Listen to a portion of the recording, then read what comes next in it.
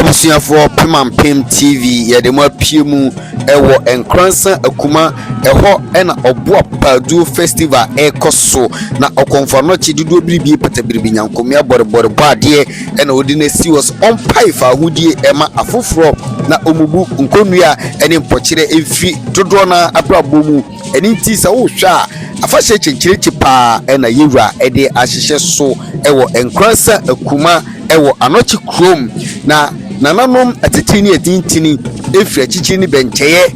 enne ekrom wankasa ebaaye akyese na nunyam a nananom afa a omode kyire wiase no na kyese mu edu papa na mesro so baso no ahye no like no drop comment say na ebe ya wiase nyina behu nananom tete makoma som no say dia esitie na nefa a eyo abusua na say akom no ekoso say ya na kyese aduro ani tumi na edi ahia sa wo hwe anwanwade a ekoso ya nya obi ene beka cho say afahye no eye krabehwe Okomfo Anokye tumi wura nkase duduro bibi patabibi tweda mpondo makoma show ani wadwuma pa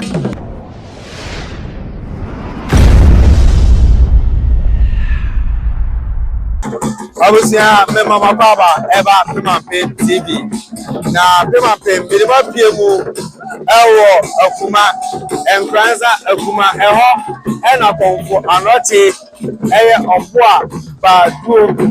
festival ekoso no ene ebeka se eyedetu ayemfo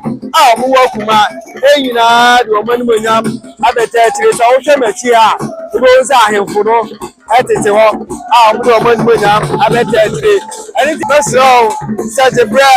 saria amamre no ni amane ya ne fa eye Okomfo Anokye woni wa busi miasa ani wa Okomfo nyina ya mamu afisi apa